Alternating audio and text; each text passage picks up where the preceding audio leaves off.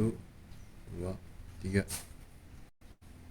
Salam Indonesia, salam Nusantara. Ya, senang menyapa Bapak, Ibu, saudara-saudari yang kekasih di pagi hari yang cerah ini ya. Kalau hari ini adalah hari puasa saya yang ke-71 hari. Sampai kapan berhenti? Sampai Tuhan menjawab doa saya ya. Sampai pergumulan saya. Jadi ketika kita berdoa, banyak-banyaklah membaca firman Allah, banyak-banyaklah mendengarkan firman Allah, ya banyak-banyaklah bersyukur. Dan yang mau saya katakan, banyak-banyaklah menghafal firman Allah. Misalnya satu ayat, misalnya I can do all things through him who give me strength. Segala perkara dapat kutanggung dalam dia, segala perkara dapat kutanggung dalam dia. Jadi kalau kita menghafal terus, ya kita akan mendapatkan kekuatan firman ya. Because he lost me, says the Lord. Because he lost me, says the Lord. Because he lost me, says the Lord. I will rescue him. Tuhan itu yang berkata demikian. Aku akan menolong dia, aku akan menyelamatkan dia. I will protect him, for he acknowledges my name. Jadi I will protect him because he acknowledges my name. Jadi kalau kita mengenal namanya, dia akan jaga kita. Jadi dalam doa dan puasa memang kita memerlukan ketekunan untuk lebih mendekatkan diri kepada Tuhan. Nah, pada pagi hari ini saya akan membawakan firman Allah yang terdapat dalam 1 Petrus ya, 1 Petrus 1 ayat yang ketiga dan seterusnya.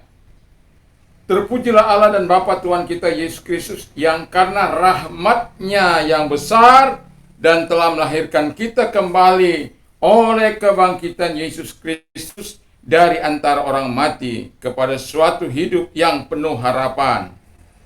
Jadi di sini kita bisa melihat tema firman Allah pada pagi hari ini adalah dilahirkan kembali oleh Yesus.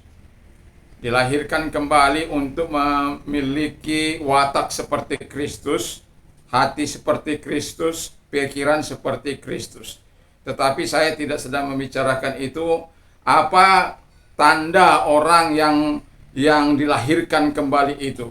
Karena saya sudah pernah membawakan orang yang dilahirkan kembali. Tandanya orang yang dilahirkan kembali itu ada 4. Yang pertama dikatakan oleh Alkitab, bagian akhir dari ayat itu adalah penuh dengan pengharapan. Jadi kalau orang penuh pengharapan kepada Tuhan, maka dia akan menyatakan segala kebaikannya kepada Tuhan dan menyatakan permohonannya kepada Tuhan, tidak peduli apapun, sebesar apapun itu. Seperti saya katakan tadi di awal, saya berdoa berpuasa. Istri saya bilang sampai berapa lama, saya tidak tahu sampai berapa lama. Karena tergantung kepada Tuhan, berapa lama Tuhan akan menjawab. Dikembalikan mobil saya atau orang itu dimasukkan ke penjara. Ya, yang menerima gadai itu gitu loh. Jadi hanya 2 ya. Karena kelihatan sangat susah mungkin itu. Tetapi saya mau bilang bahwa bagi saya keadilan adalah saya minta keadilan dari Tuhan. Apapun rintangan, apapun tantangan, siapapun orang itu, orang kaya kah, orang hebat kah, saya aparat kah, saya yakin bahwa Tuhan punya kekuatan yang sangat luar biasa di situ. Dan itu sebabnya saya mengandalkan Tuhan, saya mau mengandalkan Yesus, dan saya akan lihat bahwa Tuhan tidak pernah tidak mendengarkan doa orang yang penuh pengharapan. Nah, yang kedua adalah bahwa ia hidup penuh dengan iman. Ayat 4 dan 5 dikatakan, untuk menerima suatu bagian yang tidak dapat binasa, yang tidak dapat cemar, yang tidak dapat layu, yang tersimpan di surga bagi kamu, yaitu kamu yang dipelihara dalam kekuatan Allah karena imanmu, sementara kamu menantikan keselamatan yang telah tersedia untuk dinyatakan pada zaman akhir. Jadi orang yang dilahirkan kembali oleh Yesus itu, dia pastilah orang yang penuh dengan iman. Jadi kalau ada orang dilahirkan kembali oleh Tuhan, tetapi oleh kuasa kebangkitan Tuhan, tetapi dia masih tidak memiliki iman, dia masih ragu terhadap janji Allah, dia bimbang terhadap Allah, dia khawatir bahwa doanya tidak dijawab oleh Tuhan, maka itu bukanlah dilahirkan kembali oleh Tuhan, dan itu perlu dipertanyakan. Karena tanda orang yang dilahirkan kembali oleh Yesus atau oleh Tuhan, oleh Roh Kudus, itu adalah orang itu pasti penuh dengan iman. Jadi seperti saya berkata bahwa Tuhan akan menjawab. Sebenarnya ada banyak sudah saya saksikan selama saya berdoa dan berpuasa, beberapa hal yang sudah dijawab oleh Tuhan. Yang pertama, pelakunya sudah dipenjara, yaitu pada puasa yang ke-64. Saya sudah bersaksi itu. Jadi ketika kita minta kepada Tuhan, kalau ada penghalang-penghalang dari proses itu, maka Tuhan akan menyelesaikannya. Tuhan akan mengaturnya. Percaya atau tidak, Tuhan akan mengaturnya. Bagi saya, bagi orang yang beriman, segala sesuatu mungkin. Apa yang kita minta mungkin. Selama hati kita benar di hadapan Tuhan. Selama hati kita percaya kepada Tuhan. Karena surga saja diberikan kepada kita. Surga saja diberikan kepada kita karena kita punya iman. Jadi segala pergumulan kehidupan kita pastilah Tuhan jawab. Lalu yang kedua, yang ketiga dikatakan oleh firman Allah, orang yang dilahirkan kembali oleh Tuhan itu adalah orang yang sabar. Ada masalah, ada pencobaan. Apakah kita sabar? Apakah kita bisa bersyukur? Apakah kita bisa mengatakan, "Yo, terima kasih Tuhan. Ini menempa saya menjadi memiliki watak seperti Engkau. Saya yakin dan percaya bahwa Tuhan itu menjawab doa-doa saya. Saya yakin dan percaya bahwa Tuhan itu baik, bahwa Tuhan itu tidak pernah lepas tangan dari setiap persoalan hidup saya, dari setiap masalah, dari setiap kesulitan saya." Karena memang salah satu buah roh itu adalah dia sabar, kesabaran, long suffering itu. Jadi salah satu dari buah roh yang diberikan Tuhan kepada kita ketika kita lahirkan baru adalah long suffering, panjang sabar.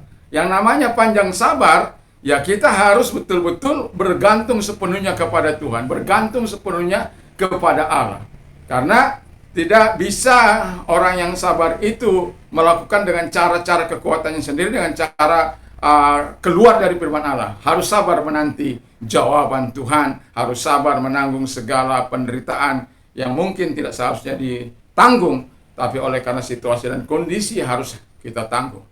Orang lain mungkin mereka-rekakan hal yang jahat, tapi Tuhan bagi orang sabar, orang yang mengasihi Dia, itu dengan maksud yang baik. Masih ingat peristiwa kakak-kakak Yusuf yang dimana mereka datang kepada Yusuf untuk menjadi hambanya. Lalu Yusuf katakan, kamu mereka-rekakan dengan maksud-maksud yang jahat, tetapi Tuhan mereka-rekakan dengan maksud yang baik untuk memelihara kehidupan suatu bangsa. Jadi kalau orang sabar itu melihat dari sisi positifnya. Puji nama Tuhan. Dan yang terakhir, ia hidup mengasihi. Jadi walau saya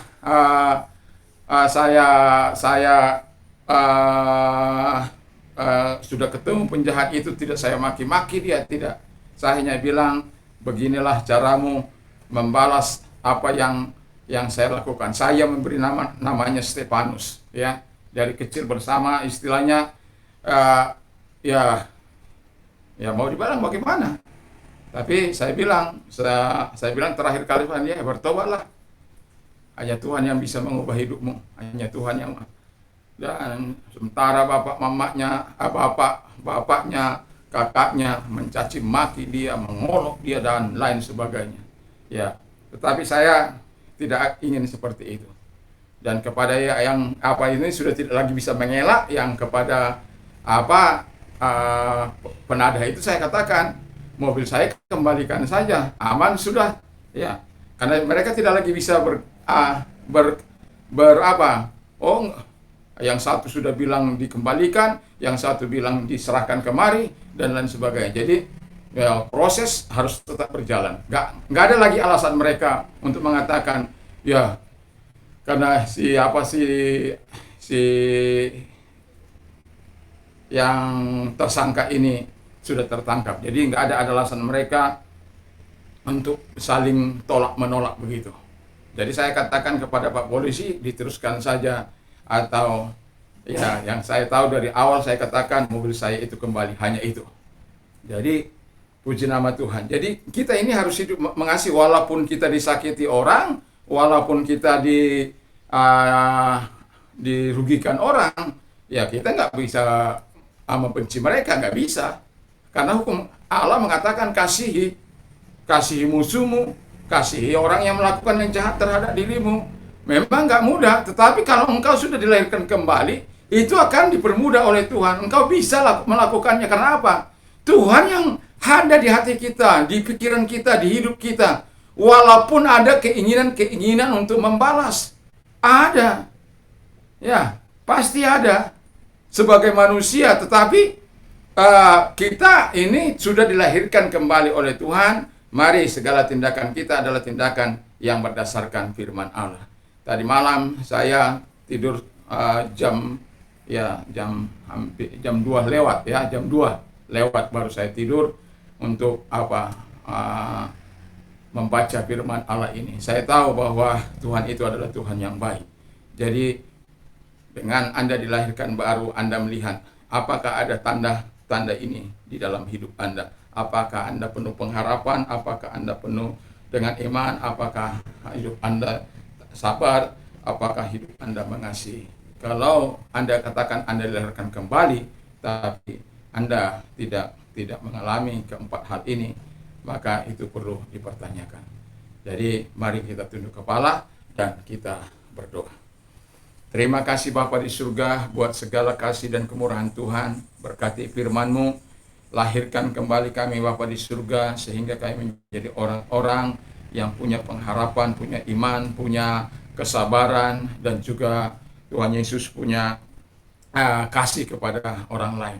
Terima kasih Bapa di surga, terima kasih. Yang paling sulit itu ketika orang membuat kami rugi, itu akan mungkin sulit bagi kami untuk mengasihi mereka. Tetapi bagi orang-orang dilahirkan kembali, itu tidaklah sulit karena berdasarkan kebenaran-kebenaran firman Allah. Selama mereka menyadari, selama mereka mau bekerja sama untuk hal-hal yang baik, seorang yang telah dilahirkan kembali haruslah siap terus mengasihi siapapun, termasuk musuh-musuhnya. Terima kasih Tuhan, terima kasih.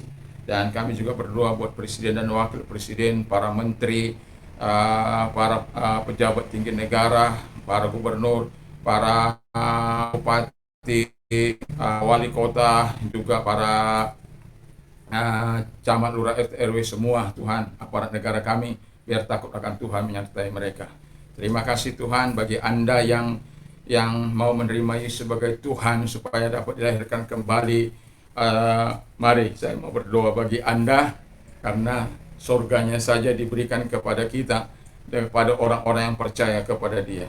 Buka hatimu, dan kalau engkau orangnya, mari ikuti saya berdoa, dan saya akan memimpin. Izinkan saya memimpin di dalam doa. Bapa di surga, dalam nama Tuhan Yesus Kristus, saya sadar saya adalah orang berdosa. Saya butuh Tuhan. Saya juga Tuhan Yesus mengaku segala dosa dan kejahatan saya. Dan sucikanlah hamba-Mu dari segala perbuatan-perbuatan kejahatan itu oleh kuasa darah-Mu yang ajaib. Sekarang saya membuka hati, masuklah dalam hatiku. Jadilah Tuhan, jadilah Raja, jadilah penguasa dalam kehidupanku.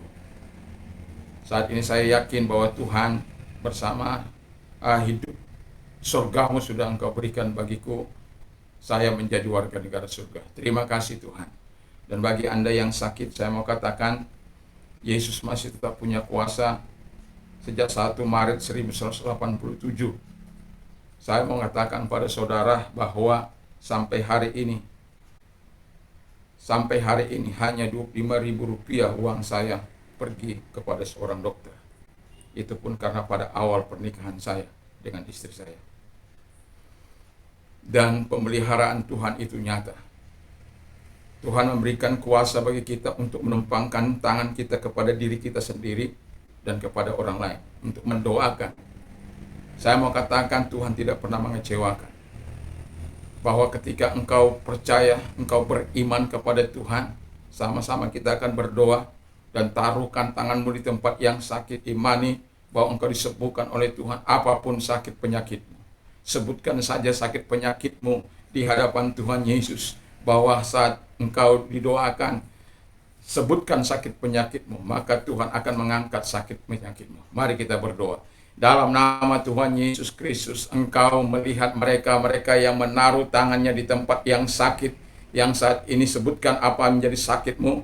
Dalam nama Tuhan Yesus Kristus, mari engkau menyembuhkan mereka dalam nama Yesus. Angkat segala sakit penyakit mereka dalam nama Tuhan Yesus. Dan oleh bilur-bilurmu mereka disembuhkan, oleh kuasa-Mu mereka disembuhkan dalam nama Yesus.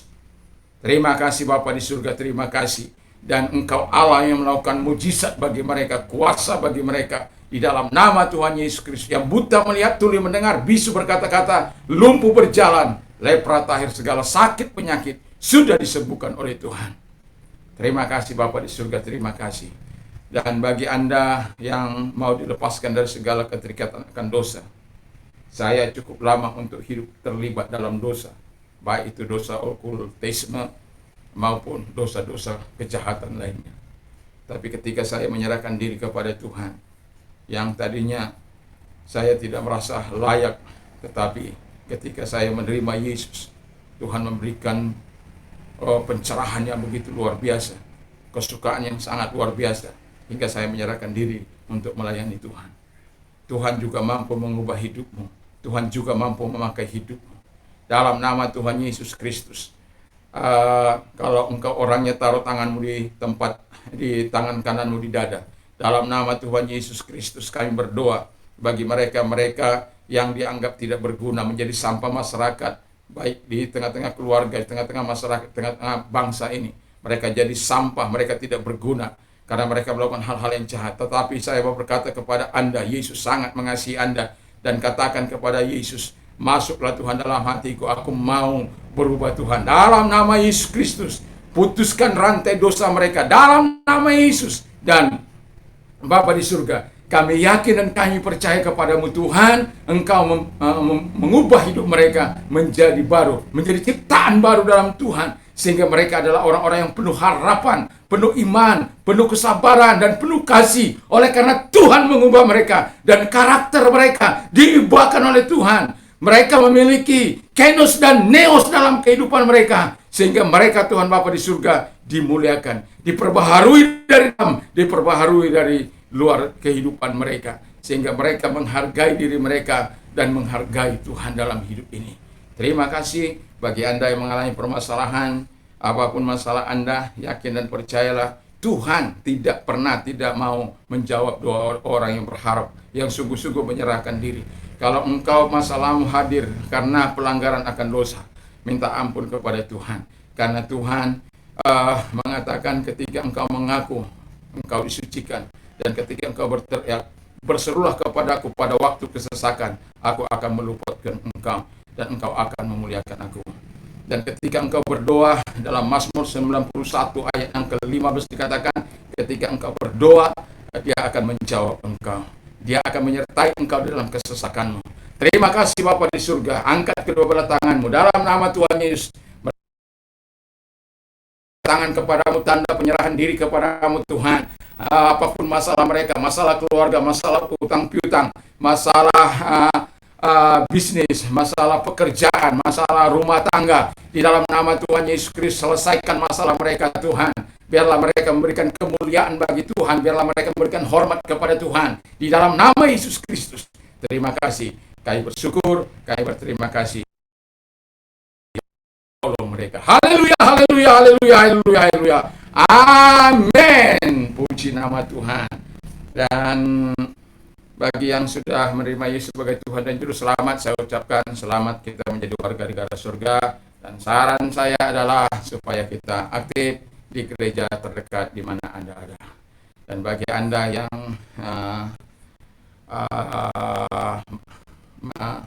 sudah ditolong oleh Tuhan,